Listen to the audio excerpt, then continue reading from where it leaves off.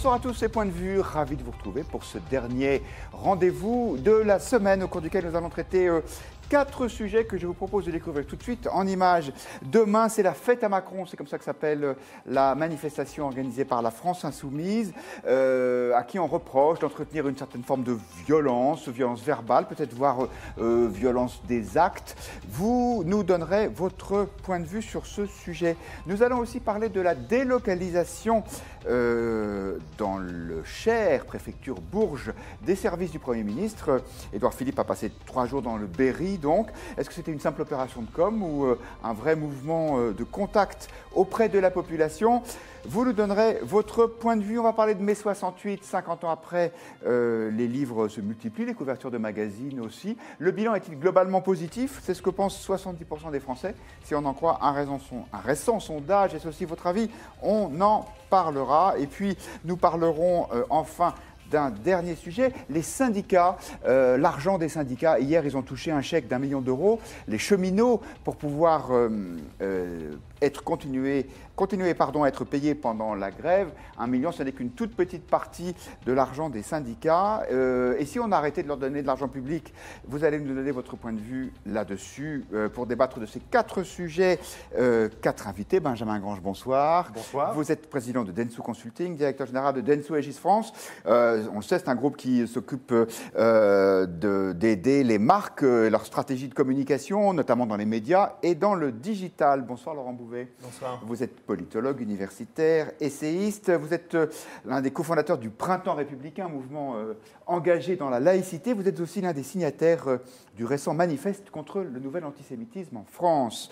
Guillaume Bernard est là aussi, bonsoir. Bonsoir. Vous êtes maître de conférence à l'ICES. Votre dernier livre, La guerre à droite aura bien lieu, le mouvement d'Extrogir, a été publié chez Desclés de Brouwer. Et bienvenue à Étienne Girard, journaliste politique à Marianne. Notre excellent confrère Marianne qui consacre sa couverture ce week-end, ce vendredi, à Vincent Bolloré et plus précisément à la chute de l'entrepreneur breton. On commence, enfin chute, en tout cas c'est la thèse que vous développez. Le début de la fin. Le début de la fin dans Marianne. On commence avec le climat un peu violent, un peu dur, un peu tendu qu'il y a en ce moment sur le front social et politique. Demain, 2000 policiers seront mobilisés pour encadrer la fête à Macron, cette manifestation voulue par la France insoumise. Emmanuel Macron, le président de la République, a reproché à ce parti cette semaine d'entretenir une forme de violence, une forme de tension en tout cas. Est-ce que c'est justifié ou non ce reproche? Je vous propose d'écouter 2 points de vue. On commence avec quelqu'un qui n'est pas membre de la France Insoumise, mais qui a un point de vue intéressant sur ce sujet. C'est Benoît Hamon, le fondateur du mouvement Génération. Il était ce matin sur France Info. Et pour lui, non, ce n'est pas la gauche qui est responsable de la violence du moment, mais plutôt le gouvernement. Quand on fait des gestes exclusivement en direction des plus riches, on entretient aussi une radicalité parce que sa politique est brutale. Elle est brutale quand elle diminue le service public, elle est brutale quand elle piétine aujourd'hui le dialogue social. Et cette violence-là qu'exerce Emmanuel Macron, qui est une violence symbolique, elle crée forcément de la violence sociale. Violence symbolique, violence sociale, peut-être aussi violence tout court. Jean-Luc Mélenchon, le leader de la France Insoumise, consacrait ce matin à ce sujet une conférence de presse. Et lui, non seulement il considère qu'il n'a pas de responsabilité, mais il accuse le ministre de l'Intérieur, Gérard Collomb. Écoutez-le. Nous attendons de l'État qu'après avoir été instruit par ces innombrables défaillances le 1er mai, il sache se comporter le 5 mai. Je préfère dire à Gérard Collomb qu'il y a intérêt, parce que ça commence à faire beaucoup et son ardoise commence à être lourde. Il m'a refusé ma protection personnelle quand j'étais menacé de mort, alors qu'il le savait et que je ne le savais pas. Il a ensuite traité à la rigolade une tentative d'assassinat contre M. Castaner et moi-même. Alors maintenant, il est temps que Gérard Collomb fasse autre chose que de bafouiller à l'Assemblée nationale des invectives contre nous. Laurent Bouvet, le climat, il est lourd, là. Hein. Oui, un climat, disons, de violence symbolique, comme dirait Benoît Hamon, assez fort. Pour moi, il y a 2 choses, en fait, qui sont pas nécessairement liées, mais qui sont concomitantes et qui, évidemment, posent ce climat. Il y a d'abord le jeu majorité France Insoumise qu'on voit durer depuis l'élection, depuis 1 an, avec un intérêt qu'on pourrait dire qui existe des deux côtés. On voit bien que dans la majorité, pour le président de la République, le Premier ministre, il y a un intérêt à avoir un opposant, non pas inoffensif, mais disons qui ne risque pas de pouvoir jouer un rôle, disons, d'opposition constructive avec des projets, etc. Et qui se marginalise lui-même aussi, et qui est dans une sorte évidemment, de langage un peu violent. On connaît Jean-Luc Mélenchon, bon, il en joue depuis longtemps, c'était contre les médias pendant longtemps. Bon, là, c'est assez virulent. Et puis, il y a il y a ce jeu. Et la France Insoumise et Jean-Luc Mélenchon en jouent en se posant comme les premiers opposants pour mettre de côté, évidemment, la droite républicaine, les Républicains et évidemment encore plus à distance le Front National. Alors vous le savez, chers internautes, vous pouvez réagir en temps réel sur Twitter, sur les réseaux sociaux. Et voici quelques points de vue. Béatrice nous dit pourquoi le gouvernement n'a pas fait le nécessaire pour empêcher les casseurs dans leurs méfaits. Ils savaient et on laissait faire. Ça, c'est évidemment une allusion aux manifestations violentes du 1er mai. François nous dit, la violence n'est-elle pas incarnée par le marché, par les réformes, par les expulsions, par les injustices? Donc cette violence physique, on pourrait trouver, selon François, l'origine dans la violence sociale. Et Jean-Pierre nous dit, je demande la dissolution des syndicats et de la France Insoumise. Ça coûte cher aux Français au sens propre, comme figurez. Voilà une mesure radicale. Alors ça, c'est la deuxième chose, en dehors de ce jeu. La deuxième chose, c'est effectivement violence sociale, violence donc du capitalisme, du gouvernement, avec ses réformes plutôt libérales, etc. Et justification de la violence dans la rue. Et là, il y a un problème quand même qui est assez classique dans l'histoire de la pensée politique de manière générale, c'est à quel moment la violence qu'on disait ouvrière au XIXe siècle, la violence du mouvement social, la violence de la rue, la violence émeutière, est légitime contre le pouvoir en place. À quel moment? On peut se poser cette question. Si l'État est une dictature, si l'État n'est pas un État de droit, s'il n'y a pas d'élection régulière, s'il n'y a pas de pluralisme de la presse, s'il n'y a pas de liberté de manifester, etc., etc. Vous voyez où je veux en venir? C'est pas le cas là. Évidemment, la violence ouvrière, la violence de ceux qui n'ont rien, qui sont sans arrêt oppressés, etc., est légitime. Voilà, même si là, en l'occurrence, les Black Blocs, ce pas vraiment des ouvriers, d'après ce qu'on voit pour les premiers. Là, il y a quand même, on est à 1 an après une élection qui a donné une majorité, le 3e tour social dans la rue, qui n'a pas eu lieu à l'automne contre la loi travail. Pour vous, ça n'est pas légitime. Voilà, on est toujours dans ce processus. Étienne Girard, est-ce qu'il y a une part de responsabilité, selon vous, de la France Insoumise, avec une violence qui est purement verbale, mais dans les débordements qu'on enregistre ces derniers temps? Pour le coup, je ne pense pas. Et je trouve que c'est un mauvais procès qu'on fait à la France Insoumise. On peut très bien trouver que Jean-Luc Mélenchon a une expression outrancière, des idées populistes et démagogiques, mais dresser un signe égal entre peut-être sa violence parfois verbale et les violences physiques commises par les Black Blocs, ça me paraît aventureux et très exagéré. Tant Édouard Philippe que Emmanuel Macron l'ont fait.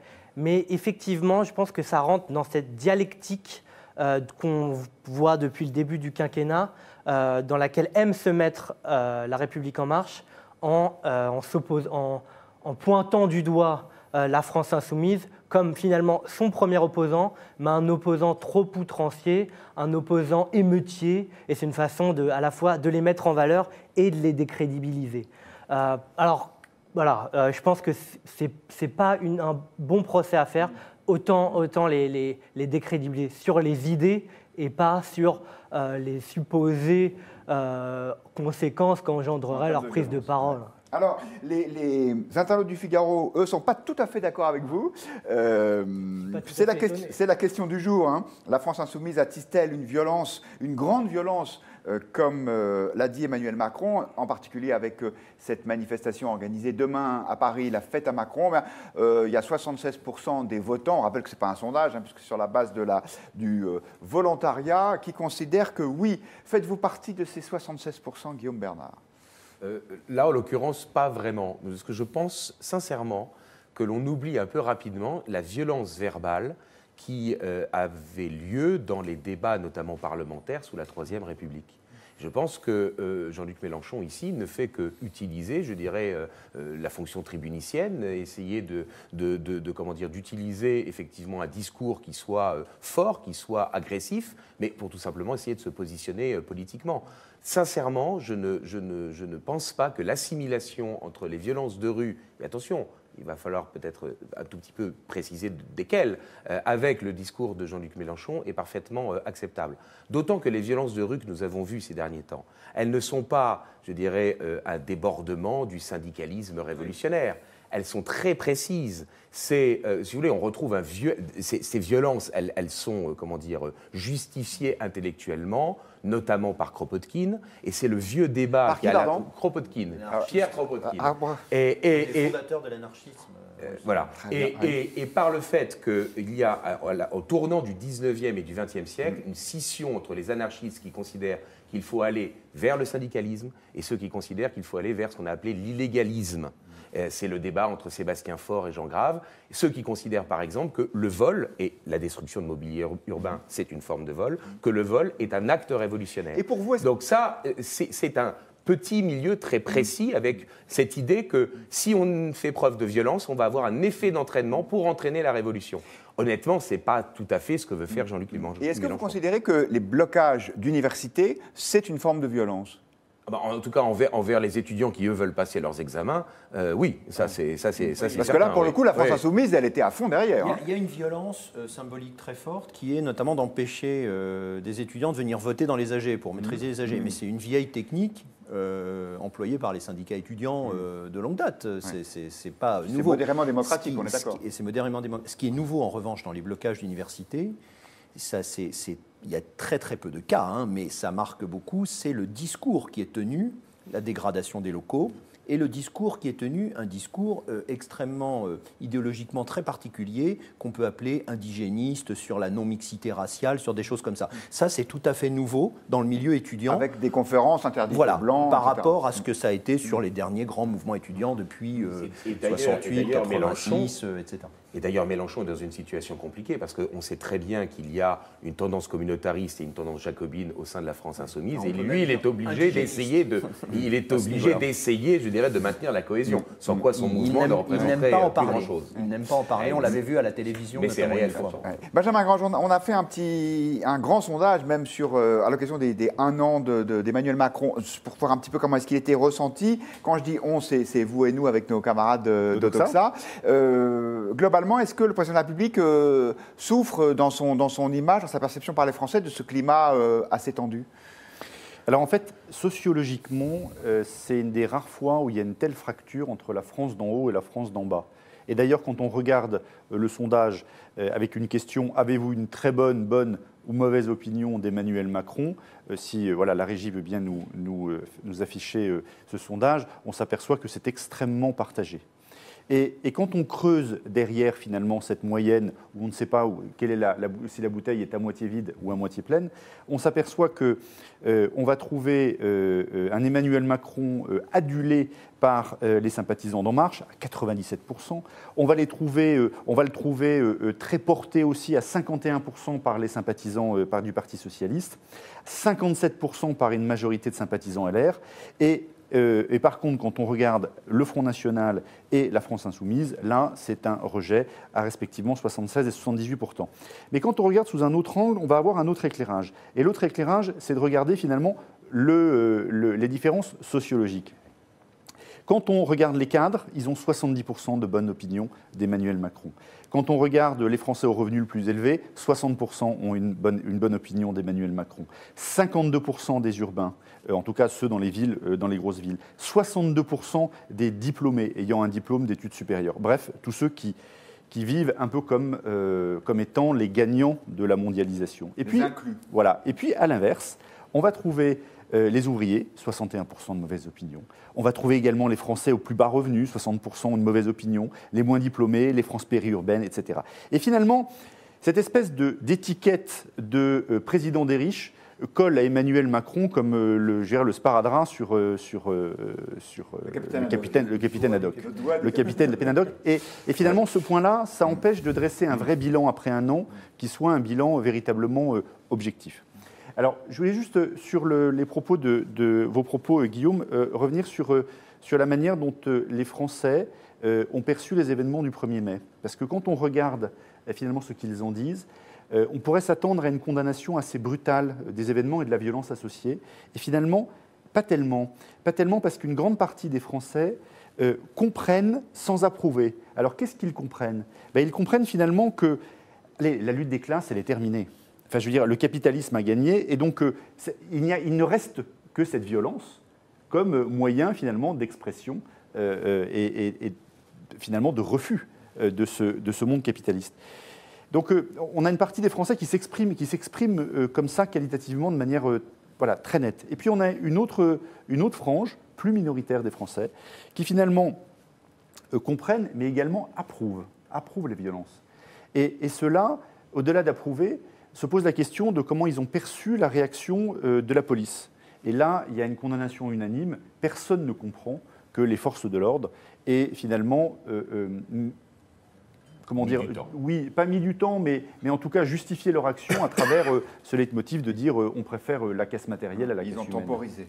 Voilà. Alors c'est la chose, c'est que les syndicats n'ont plus la force aujourd'hui d'avoir des services d'ordre capables d'éjecter ces individus. Parce qu'ils sont aussi à la fois des syndicats avec des services d'ordre plus faibles et puis des casseurs extrêmement nombreux qui se regroupent extrêmement vite, parce qu'en termes de technique, moi je ne suis pas un spécialiste, mais je me suis renseigné auprès de spécialistes, c'est extrêmement compliqué quand tout d'un coup vous avez 1000-1200 gars qui arrivent, qui mettent leur capuche, qui se masquent et puis qui se regroupent et qui commencent à et qui se dans un cortège, et ils étaient séparés du dispositif de maintien de l'ordre, notamment donc autour d'Austerlitz, par un ensemble d'environ 10 000 manifestants qui étaient entre les deux. En fait, ils avaient manœuvré de telle sorte qu'ils puissent avoir du temps par rapport à l'arrivée des forces de l'ordre. C'est ça le... Voilà, on a beaucoup de réactions sur les réseaux sociaux. Béatrice qui nous dit « Je vote à droite, mais Mélenchon n'a pas tout à fait tort. Cette violence aurait pu être empêchée. C'est un jeu dangereux qui est joué. » Quant à Nick qui nous dit « Un politique qui encourage la violence est un criminel car il y aura des blessés. » J'imagine que c'est une allusion à la manifestation de demain. Et ils en seront responsables. Étienne Gérard, vous pensez que la France Insoumise prend un risque en organisant malgré tout cette manifestation de demain? Et puis peut-être un commentaire aussi sur ce nom, la fête à Macron. On sait bien que dans le langage familier, faire la fête à quelqu'un, ça peut vouloir dire lui faire passer un sale quart d'heure. Le nom est équivoque. En effet, on peut aussi le voir comme une irrévérence à l'égard du président de la République. C'est équivoque, elle est délibérée, pas particulièrement belliqueuse. Oui, bien sûr. Mais alors, on est toujours dans ce registre on est à la lisière de la violence verbale et de l'irrévérence humoristique. Pour passer à la violence physique, il y a quand même un pont qui n'a jamais été franchi par la France Insoumise. Mais cela dit, vous avez raison, ils prennent un risque à organiser tout de même cet événement demain, parce que s'il y a un millier de Black Blocs et que la manifestation dégénère, on dressera cette fois un signe très clairement égal entre la France Insoumise et ses extrémistes d'extrême gauche. En même temps, politiquement... Il pourra plus accuser ce coup-ci l'extrême droite comme il s'en est ridiculisé. Absolument. Mais politiquement, il faut le comprendre aussi, il ne peut pas reculer et dire « bon, il y a des risques de débordement, on annule tout ». Il est en quelque sorte bloqué là, politiquement sur ce coup-là, et donc il préfère prendre le risque qui peut être tout bénéfice s'il n'y a pas de débordement et s'il y a beaucoup de monde dans la rue demain. On fera le bilan demain soir. On pense à un autre sujet, peut-être pour retrouver un peu de calme. Édouard Philippe, le Premier ministre, vient de passer 3 jours dans le Cher. 3 jours au contact des Français. Il a organisé un certain nombre de réunions, souvent loin des journalistes. Il paraît qu'il a aussi eu un combat de boxe organisé avec 2 étudiants. On ne sait pas s'ils sont membres de la France Insoumise ou non. Alors, officiellement, le but de ce déplacement était de prendre un peu le pouls de la population, peut-être de demander aussi un peu aux Français leur avis, sur un sujet qui fait polémique, celui de la baisse de la vitesse à 80 km/h. Écoutez ce que le Premier ministre répond quand on lui dit que un certain nombre de Français, et pas seulement dans le Berry, ne sont peut-être pas d'accord. Les seuls qui m'ont parlé de ce sujet, ce sont les journalistes et les élus. 3600 morts. 3600 morts tous les ans sur les routes françaises. 72 000 blessés, dont 25 000 blessés graves tous les ans. On a réussi à faire baisser le nombre de morts et le nombre de blessés graves sur les routes françaises depuis 15 ans ou 20 ans. On l'a fait à chaque fois avec des mesures qui venaient, c'est vrai, contraindre un peu la liberté des Français, en les obligeant à porter une ceinture, ce qui a été très impopulaire au début. Nous considérons que si nous voulons faire baisser significativement le nombre de morts ou le nombre de blessés graves, il faut baisser cette vitesse. Alors, c'est juste un exemple d'un des thèmes abordés. On peut quand même se poser la question, Guillaume Bernard, s'il n'y a pas d'annonce concrète et si c'est pour dire un peu aux Français circuler, il n'y a rien à voir, est-ce que ça sert vraiment à quelque chose d'aller comme ça au plus proche des populations ? Ça crée un événement, ça permet de parler du Premier ministre. La preuve, c'est ce qu'on est en train de faire. C'est exactement ça, d'en parler plutôt que de parler d'autre chose. Très sincèrement, le fait de dire que l'équipe de Matignon se déplace en province, ça ne rendra pas les mesures plus justes ou plus populaires qu'ils les prennent dans le Berry qu'à Paris. Bon, cela dit, moi qui suis peu favorable au jacobinisme, j'en conviens, je suis tout à fait prêt à le reconnaître, quand le Parlement de Paris se déplaçait en province pour faire des grands jours et faire des sessions des sessions judiciaires pour être plus proche, je dirais, des justiciables, ça n'était pas plus mal. Bon, que Matignon se déplace, pourquoi pas. Ce qui aurait été peut-être plus intéressant, c'est de voir si le Premier ministre allait oser se déplacer avec des ministres. Parce que là, il n'est parti qu'avec son équipe. Alors, il y a quelques ministres qui l'ont accompagné aussi. Hein. Il n'est pas allé jusqu'à... Il y a quand même quelques ministres, dont Bruno Le Maire, qui sont venus un peu avec lui quand même. Mais il n'y a pas eu de conseil des ministres officiel. Il n'y a pas eu de conseil de cabinet, il n'y a même pas eu de conseil interministériel. Bon, parce que le président est en Australie, en Nouvelle-Calédonie, avec d'autres ministres. Donc c'est difficile d'organiser. Ah oui, c'est ça. Il y en a une partie, notamment le ministre de l'Éducation nationale, évidemment des Affaires étrangères et Sébastien Lecornu aussi, qui est en Voilà, il y a toute une délégation qui est dans l'hémisphère sud. Il y a le Berry, vous voyez. Voilà, Et Benjamin Grange, est-ce qu'à votre avis, c'est utile ce genre de visite ? Juste, on vous a demandé votre avis sur Twitter. Trouvez-vous que la délocalisation de Matignon dans le Berry pour quelques jours est un bon symbole ? 40% oui, 60% non. Benjamin. Écoutez, quand on écoute les Français et ce qu'ils disent, c'est un entre-deux qui n'imprime pas beaucoup. C'est-à-dire que pas beaucoup d'annonces. On ne sait pas bien ce qui s'est véritablement passé. Et quand on regarde les traces que ça a laissées, c'est plutôt l'encéphalogramme plat. Donc en d'autres termes, si c'était un coup de communication, c'est un coup plutôt d'épée dans l'eau qu'autre chose. Et donc ça pose la question, quitte à marquer finalement le symbole que d'aller en région pour marquer l'intérêt, discuter avec les citoyens, etc., de scénariser tout ça un peu mieux. L'événement, en l'occurrence, n'est pas totalement réussi. Alors, pendant que Édouard Philippe était dans le Cher, Marlène Schiappa, la secrétaire d'État chargée de l'égalité entre les hommes et les femmes, elle aussi était en voyage, elle est allée moins loin, elle s'est arrêtée à Trappes, dans les Yvelines, et elle faisait ce matin sur France Inter le bilan de son déplacement. Déjà, y aller, c'est aussi le retour de l'État. Les gens étaient surpris, les gens étaient étonnés qu'il y ait des ministres qui soient présents à Trappes. Ça, parce c'est un jour sur... Non, c'est 3 jours, c'est pas un jour, pardon, premièrement. 3 jours sur l'année. Et deuxièmement, c'est pas 3 jours sur l'année. Nous, on va lancer justement un tour où on va délocaliser régulièrement comme ça l'activité de mon cabinet dans des banlieues pour être présent. Et être présent, c'est la base du diagnostic. Vous savez, c'est ça l'identité d'Emmanuel Macron et de La République En Marche, c'est faire un diagnostic concret de terrain, en porte-à-porte. On frappe chez les gens, on leur demande qu'est-ce que vous voulez qu'on change dans votre quartier, dans votre vie. Et c'est comme ça qu'on nourrit nos politiques publiques. Tiens, Gérard, je vous sens dubitatif. Ce que ça m'inspire, c'est que la première partie de ce que dit Marlène Schiappa est indiscutable. Aller sur le terrain, oui, c'est très bien. On a assez fustigé les politiques déconnectées pour reconnaître que c'est une bonne initiative d'aller dans le Cher ou à Trappes dans les Yvelines. Mais alors là, je suis beaucoup plus dubitatif en effet sur la deuxième partie. Alors c'est la base du diagnostic. Mais on va en retirer quoi ?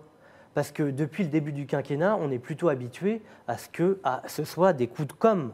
Alors on va sur le terrain, on explique qu'on entend les gens, mais au final, la politique ne change pas. C'est-à-dire que la politique, c'est celle qu'a annoncé Emmanuel Macron dans son programme présidentiel. Et donc, il n'en démord pas. C'est d'ailleurs à son honneur, quelque part. Il reste cohérent vis-à-vis de sa ligne, mais il n'écoute pas particulièrement les retours de terrain. C'est plutôt comme un cahier de doléances qu'on transmettrait aux gens, mais qu'on ne lirait pas. D'autant, Laurent Bouvet, que Marlène Schiappa est allée à Trappes. On sait que Trappes est une ville où le communautarisme musulman est extrêmement prégnant, et elle a été d'une grande discrétion sur ce sujet, en tout cas jusqu'à présent. Oui. Alors moi, ce genre de choses m'inspire. Je suis d'accord avec ce qui a été dit aussi bien sur le Berry que sur Trappes. Ça m'inspire autre chose par rapport à ce que dit Marlène Schiappa. Moi, ça m'inspire plutôt une inquiétude. L'obligation, c'est de la communication, on est d'accord, mais le fait que les ministres aillent sur place et disent voilà, pour se rendre compte, etc., alors c'est très bien, il n'y a aucun souci, mais ça veut dire aussi qu'il y a un problème avec la structure de l'État, la présence de l'État sur les territoires, que ce soit des territoires ruraux comme dans le Berry, des territoires de banlieue comme à Trappes ou périurbains, ou des territoires. Il y a un problème de... si les ministres sont obligés d'aller avec leur cabinet sur place pour rencontrer les gens, pour faire les diagnostics, etc., enfin, il y a une structure de l'État, il y a des services de l'État, il y a une organisation, il y a des élus locaux, normalement, tout ça devrait être organisé pour que les ministres soient parfaitement au courant, sachent exactement ce qui se passe, etc. Donc, on voit que ce soit en matière de renseignement pour la police, que ce soit en matière d'action locale. On a parlé la semaine dernière du plan banlieue de Jean-Louis Borloo, etc., etc. On pourrait démultiplier dans l'éducation, etc. On a un problème aujourd'hui de remontée de l'information, de traitement de l'information et de réaction à cette information. Et là, on voit l'affaissement de l'organisation de l'État. Alors, il y a des problèmes de moyens, d'organisation. Quand on a supprimé les renseignements généraux, on connaît tout ça. Mais il y a aussi un problème de manière dont on établit ou rétablit une forme d'autorité, une forme d'action publique qui commence par une présence visible, compréhensible par les citoyens de l'État sur les territoires. Et je ne pense pas que ce soit... en déplaçant des cabinets ministériels ici ou là, qu'on va changer ou améliorer cela. Donc moi, je relierais ça à ce problème de l'action publique de manière générale. C'est un peu un aveu d'échec. Ouais, si vous êtes aussi assez critique dans vos commentaires, chers internautes. Antimac nous dit, d'accord avec Benjamin Grange, c'est un coup d'épée dans l'eau, tandis que Nick nous dit, Schiappa se plante, c'est trop de la com, cela donne l'impression qu'ils n'ont rien à faire. Covey, lui, est plus positif. Il dit que c'est une bonne initiative. Peut-être aussi, Étienne Girard, que ce genre d'opération vise à contrebalancer l'image d'un Emmanuel Macron très distant et finalement peu en contact avec ce qu'on appelle par facilité les vrais gens. Oui, absolument. Mais les vrais gens, comme vous dites, ne s'y trompent pas. Ce genre d'opération, ça n'a jamais rapporté de part de marché électorale. Ce qui est important pour les gens, c'est un emploi, du pouvoir d'achat, qu'on ne les embête pas trop dans leur vie quotidienne. Et ces demandes, ils les font. Et venir les voir pour leur dire « oui, on est en train de relever le pays, c'est le nouveau monde, etc. » ça ne mange pas de pain. C'est en effet mieux d'aller sur le terrain que de rester toute la semaine dans un bureau ministériel, mais ça ne suffit pas. Et donc, il faudra des résultats pour le gouvernement. Et c'est quand il aura des résultats que les gens seront satisfaits de la politique du gouvernement. La communication, pas très important finalement. La com, ça passe. Puis, un dernier mot là-dessus. Un mot en quelques secondes. En théorie, normalement, le diagnostic, ils l'ont fait lorsqu'ils ont préparé leur programme pour se présenter aux élections. Donc, normalement, ils devraient être là, effectivement, dans l'action. Et puis, s'ils veulent prendre véritablement le pouls de l'opinion publique, ils peuvent réformer l'article 11 et mettre un vrai référendum d'initiative populaire. On ne sait pas, ça pourrait peut-être intéresser les citoyens.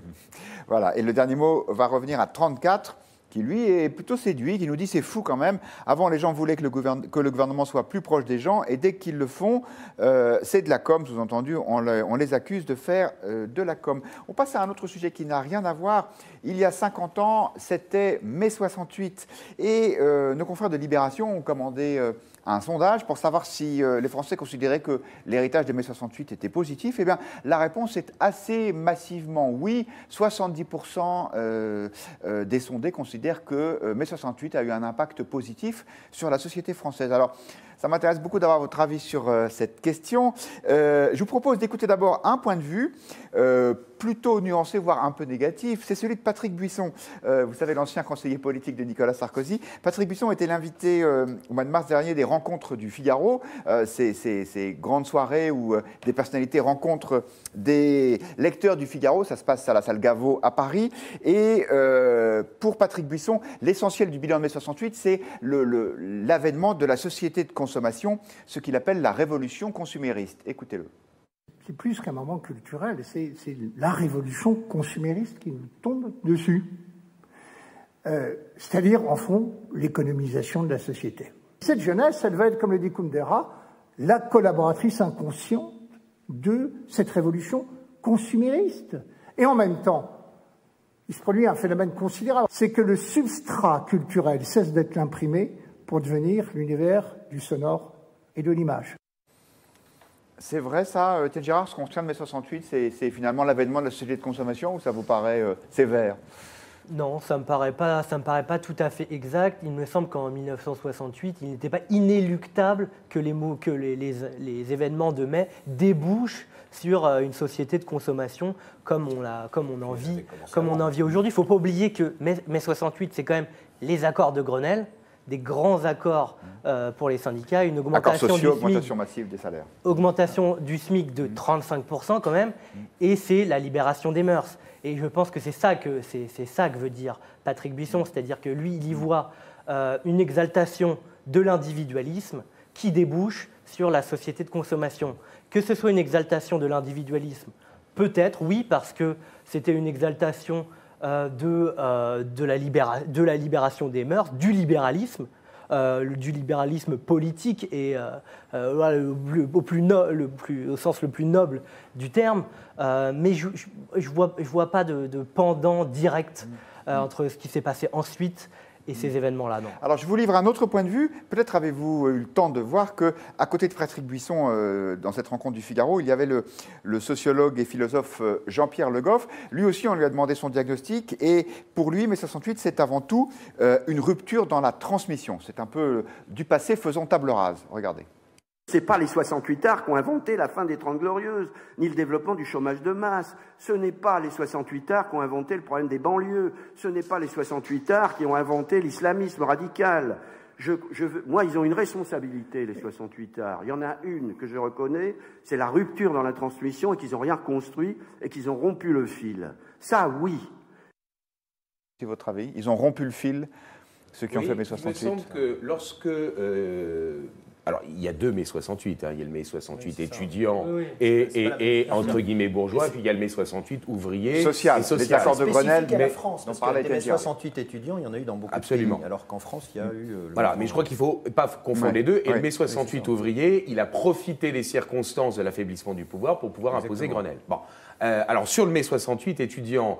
D'abord, il me semble que ce n'est pas une révolution au sens d'une lutte des classes, c'est une révolution interne à, disons, la bourgeoisie au sens large du terme, et plutôt un conflit entre générations. Et de ce point de vue-là, quand mai 68 attaque l'autorité, la société patriarcale, elle conduit évidemment à autorité qui est assimilée avec la domination. Elle conduit, dans le fond, à dire que les corps sociaux doivent être atomisés.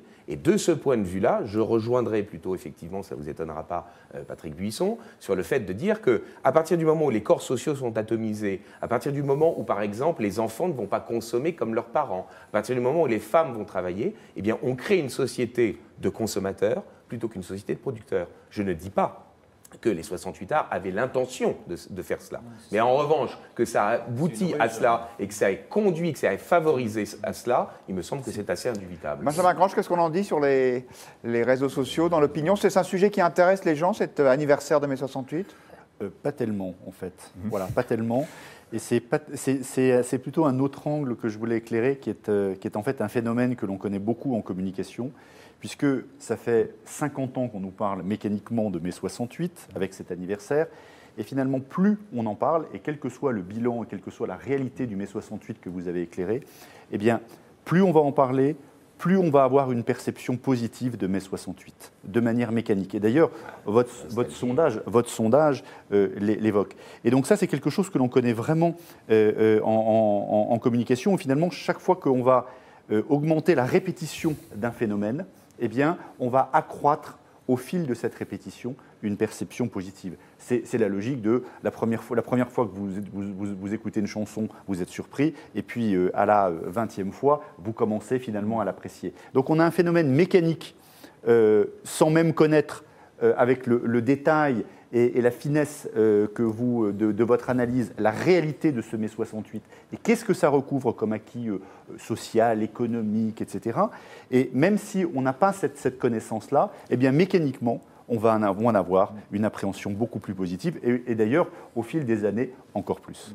Alors, quelques commentaires sur Internet. 34 qui nous dit « Oui, le bilan est parfaitement positif pour la génération des seniors actuels qui a bien joué ses cartes. » François nous dit que c'était une mascarade. Nick nous dit que c'était des gamins qui ont fait un caprice et qui n'ont jamais arrêté jusqu'à aujourd'hui, ou ce sont des pépés qui ne veulent pas vieillir.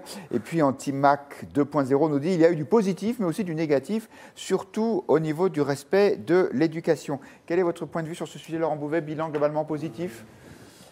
Oui, moi c'est compliqué. Moi je suis né en 68. J'ai entendu toute ma vie parler de 68. Là, je pense que c'est la dernière fois qu'on fête une décennie. La prochaine fois, il y aura beaucoup moins de 68 arts pour venir à nouveau à la télévision, partout, faire des livres en disant c'était formidable, on a tout compris. Donc ça va être plutôt reposant de ce point de vue-là. Mais c'est pour l'anecdote. Non, ce qui est important dans 68, c'est que c'est une génération, on peut faire une analyse générationnelle, c'est la génération du baby-boom, très nombreuse, de l'après-guerre, très nombreuse, qui arrive à la conscience politique, qui arrive à la massification de l'enseignement, qui commence la massification de l'enseignement supérieur. C'est comme ça que ça commence, le mouvement du 22 mars avec à Nanterre, c'est le début, avant mai, du mouvement étudiant, qui se relie à une jeunesse internationale qui est dans les mêmes conditions et qui conteste déjà la société de consommation. C'est pour ça que c'est une ruse de l'histoire, par rapport à ce que disait Patrick Buisson dans votre sujet tout à l'heure. Et qui conteste le vieux monde, cours camarade, le vieux monde est derrière toi, donc qui conteste la société patriarcale, l'autorité, etc., etc. On voit ça dans de nombreux pays. Il y a des 68 au Mexique, il y en a en Allemagne, il y en a aux États-Unis, il y en a dans tout un ensemble de pays, faits par le même type d'étudiants, ces jeunes, la pointe avancée, éduqués, des jeunes baby-boomers. Ce sont des gens qui n'ont pas connu la guerre, sauf dans le cas américain avec la conscription du Vietnam, qui est un cas très particulier, mais sinon qui n'ont pas connu la Seconde Guerre mondiale ou évidemment en France la guerre d'Algérie. Donc c'est une situation extrêmement particulière. À partir de là, ils vont créer une forme d'hégémonie culturelle. C'est ça qui est très intéressant. C'est sans doute aussi ce que voulaient dire à la fois Buisson et Le Goff. C'est-à-dire qu'ils vont... leur manière de voir le monde contre l'autorité, dans un individualisme, dans une version hédoniste, avec quelque chose de positif, pour le coup, la libération des mœurs, l'IVG, etc. Enfin, quoi qu'on en pense, c'est quand même des éléments historiques importants. Ils vont placer, si vous voulez, des éléments dans la société en disant voilà ce qu'est la modernité, le progrès désormais, etc. Avec la ruse de l'histoire sur la société consumériste, sur l'hyper-individualisme, sur la déstructuration des grands cadres idéologiques qui commencent à s'effriter dès cette période-là. Et ça a fixé les nouvelles règles. Et donc on est dans un moment comme ça de définition. Mais c'est un moment un peu aussi d'une révolution. Pour la France, 68 vient après, 36, etc. On rejoue les révolutions du 19e siècle, mais sous la forme, comme disait Marx, d'une farce plutôt que d'une tragédie. C'est-à-dire quand ça se renouvelle. Donc on est dans quelque chose qui est... qui ne m'intéresse pas beaucoup. Je veux dire, on est passé, à mon avis, il faut qu'on passe au-delà de ça. Il faut que toute cette génération, tous ces gens qui ont voulu absolument revivre leur jeunesse et que leur jeunesse soit le point de départ de toute la nouvelle société française, il faut qu'ils laissent un petit peu peut-être à d'autres générations. Peut-être ce qui se passe aujourd'hui avec les plus jeunes et les étudiants aujourd'hui, c'est aussi les conséquences de cela, qu'ils les laissent un petit peu plus respirer. D'accord. Alors on va, avant de passer à un autre sujet, je voudrais quand même vous renvoyer à un hebdomadaire dont je ne saurais trop vous recommander la lecture, le Figaro Magazine. Il y a quelques semaines, on a fait un dossier sur le bilan de mai 68, un bilan un peu critique. Il faut dire que c'est Éric Zemmour qui l'avait fait. Et ça n'a pas totalement plu à l'excellent Daniel Cohn-Bendit, l'un des héros de ces années-là. Écoutez ce qu'il disait ce matin de notre dossier sur Europe 1.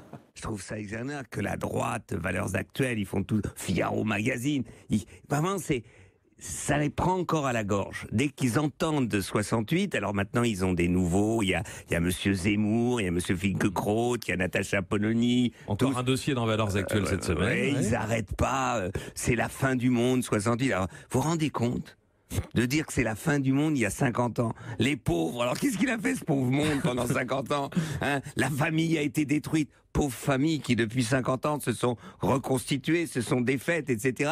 À cause de 68, ils n'arrivaient pas à trouver la paix. Enfin, moi je trouve ça ridicule. Alors, je me trompais parce qu'en fait c'était le mois dernier, mais ça m'a tellement marqué que j'ai l'impression que c'était ce matin, la déclaration de Daniel Cohn-Bendit, à qui nous allons offrir un abonnement à vie au Figaro Magazine, parce qu'on n'a jamais écrit que c'était la fin du monde. Peut-être est-ce la fin du sien, mais ça c'est un autre sujet. Guillaume Bernard, vous vouliez ajouter quelque chose? Un tout petit mot. Il y a mai 68, ses conséquences, mais il y a aussi l'usage politique de mai 68. C'est-à-dire qu'en fait, ça a servi à quoi? Ça a servi à faire un chantage en disant « vous êtes obligés de céder aux progrès ou aux réformes ou aux avancées ou aux demandes sociales et sociétales, sinon vous avez le risque d'avoir un nouveau mai 68, c'est-à-dire la société bloquée à cause d'une grève et la jeunesse dans la rue. Donc mai 68 a aussi servi par la suite à favoriser le fait qu'il y ait toujours un effet de cliquet supplémentaire qui s'ajoute dans le progressisme sociétal. La peur de la jeunesse dans la rue qui est devenue récurrente désormais à partir de 68 pour tous les gouvernements. Je laisse le dernier mot aux internautes qui sont plutôt sévères. Jacques qui nous dit « mai 68 est un épiphénomène ». Car même en l'absence de cette révolte parisienne, la société se serait de toute façon transformée, tandis que Nick nous dit 68, c'est la naissance des bobos qui nous auront pourris pendant 50 ans. Ben voilà qui est dit. On passe à un autre sujet et à une autre couverture, si vous le voulez bien, du Figaro Magazine, mais celle-là, c'est celle de ce week-end. Je suis là, donc j'en profite. Nous consacrons la couverture du FigMag aux syndicats et à l'argent caché des syndicats. Caché parce qu'en fait, les syndicats ont de gros moyens financiers. Alors, ils ont toutes les subventions publiques qui leur sont données. Ils ont tous leurs permanents qui sont rémunérés par les institutions qu'ils co-gèrent, notamment les institutions sociales. Ils ont aussi touché, ça c'était hier, un chèque d'1 million d'euros. Quand je dis eux, ce ne sont pas les syndicats directement, mais les cheminots en grève, avec une levée de fonds populaire organisée par des intellectuels, on va dire, plutôt à gauche. Il y a une thèse, qui est celle qu'on développe dans le FigMag de ce week-end, c'est de dire, peut-être que si les syndicats avaient moins d'argent public, ils auraient plus d'adhérents, parce que comme ça, ils auraient besoin des cotisations pour vivre, et ils seraient un peu plus proches des salariés et un peu moins dans le bazar organisé. Est-ce que c'est un point de vue caricatural? Je me permettrai pas de dire.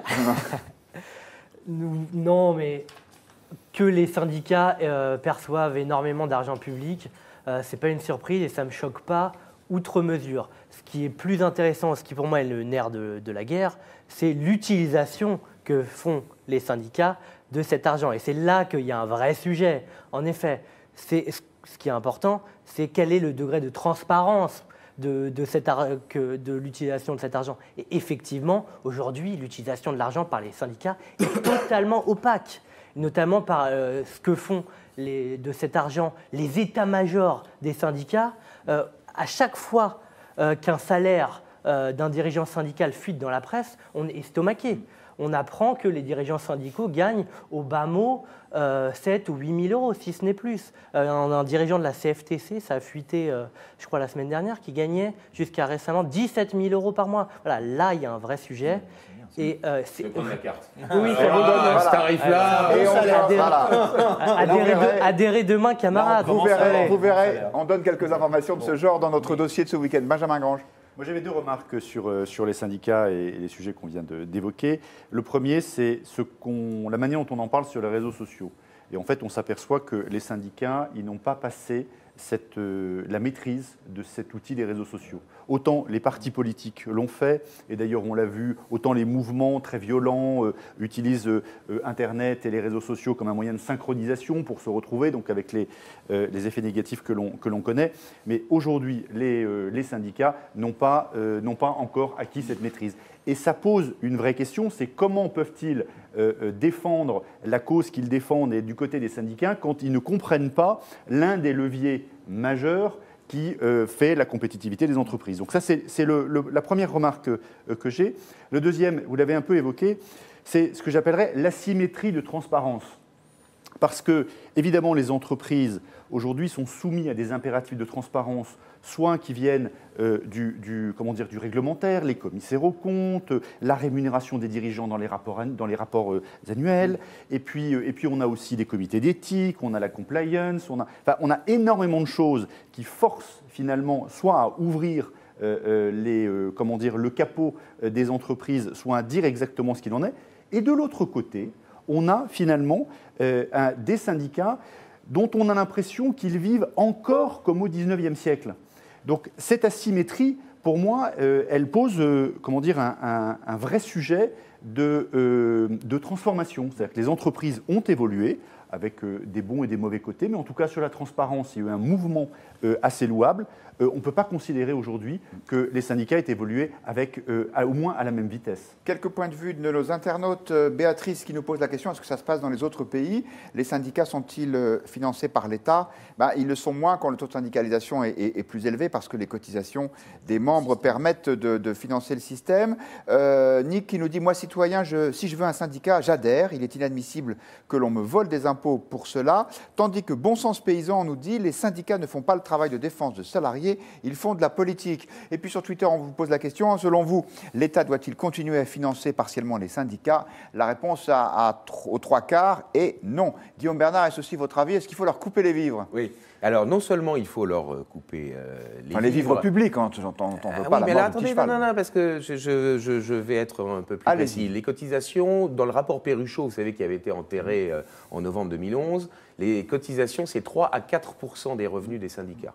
Tout le reste, c'est donc des détournements, une confusion de caisse entre le comité d'entreprise et puis la force syndicale. C'est les mises à disposition, non seulement dans les entreprises publiques, 30 à 40 000 personnes, temps plein, dans les administrations, 15 000 temps plein. Je vous renvoie aux travaux de Dominique Andelfato. Et il y en a également dans les entreprises privées. Mais en outre, il n'y a pas que l'argent public, ou le détournement, ou les moyens, d'obtenir des subventions. Je vous rappelle que depuis 2014, il y a une cotisation de 0,016% qui est prélevée sur la masse salariale de toutes les entreprises, c'est-à-dire les salariés du privé. Les salariés du privé qui financent les syndicats. Le gouvernement Hollande a créé un financement privé avec l'argent des salariés, mais qui est un financement privé pour les syndicats, qui est en fait canalisé par l'État pour les syndicats. Et la moitié pour les syndicats de salariés, la moitié pour les syndicats patronaux. Parce que c'est là où il ne faut quand même pas oublier, c'est que le MEDEF qui se plaint de l'augmentation des charges sociales, en revanche, il ne se plaint pas de cette cotisation-là. Au départ, il était contre quand même. Alors, je vais vous donner la parole, Laurent Bouvet, mais juste rappeler une chose, c'est que pendant sa campagne présidentielle, Emmanuel Macron avait dit on va mettre en place un dispositif pour faciliter l'adhésion des salariés à une organisation syndicale. C'est-à-dire que quand un salarié adhérait à un syndicat, il avait de l'argent, c'est ce qu'on appelle le chèque syndical. Sauf que le gouvernement a renoncé à ça, et Muriel Pénicaud, la ministre du Travail, a expliqué, c'était en fin d'année dernière, pourquoi elle n'a pas fait ça. Elle dit parce que les syndicats sont contre. Ils considèrent que le chèque syndical, ça accélère la transformation du syndicalisme vers un syndicalisme de service et les éloigne d'un syndicalisme de militants. Voilà au moins qui a le mérite de l'honnêteté. On est en fait en France aujourd'hui, par rapport à d'autres systèmes du syndicalisme de services, de guichets, etc., qu'on connaît dans d'autres pays, les pays scandinaves, des choses comme ça. On est dans un entre-deux. Le système syndical français, c'était censé être des syndicats qui co-géraient un certain nombre d'organismes, etc., les organismes sociaux, etc., donc qui assuraient un service public, en retour duquel ils étaient rémunérés publiquement. Le problème, c'est que ça a dérivé vers, c'est une loi d'airain des organisations de ce type, quand il y a un financement public, vers la loi d'airain de la bureaucratie, avec une bureaucratisation. Et évidemment, on a privilégié le financement de la bureaucratie par rapport au développement, à la modernisation, des nouvelles manières d'action. D'ailleurs, il y a des syndicats nouveaux qui se sont créés avec des nouveaux modes d'action qui ont concurrencé les anciens. On voit bien aujourd'hui ce qu'il en est, notamment dans les grandes entreprises comme la SNCF. La question qui se pose aujourd'hui, ce n'est pas uniquement ces financements-là, parce que vous n'avez même pas parlé d'une autre source de financement qui est un gros problème en France, qui est la formation professionnelle. Avec l'argent qui est pris dans ce gigantesque marché, la formation professionnelle, c'est plus de 25 milliards d'euros par an. Donc qui est pris sur ce marché pour financer les acteurs sociaux et qui échappe, qui est fait par des officines qui ne sont pas très bien contrôlées, on ne connaît pas bien le niveau des formateurs, on ne sait pas exactement, tout ça est quand même très très opaque, alors que, par exemple, ça pourrait faire une possibilité de financement des universités, par exemple, qui savent faire de la formation professionnelle. C'est d'ailleurs l'objet d'une réforme annoncée par le gouvernement. Voilà. Je donc vous coupe la parole, ça c'est des éléments de réforme sans couper complètement les vivres publics des syndicats. Ils ont un rôle public. Et sur voilà, ils ont un rôle à jouer, dit Étienne Girard, et ce sera le mot de la fin. La parole est toujours à la Défense dans Point de vue. Et si ce sujet vous intéresse, je vous renvoie vraiment à l'excellent dossier, je le dis en toute objectivité, du Figaro Magazine de ce week-end sur ce sujet. Merci beaucoup à tous les quatre. Excellent week-end à toutes et à tous, comme on dit aujourd'hui. On sera ravis de vous retrouver lundi prochain, même heure, même endroit, pour Point de vue. Bonsoir.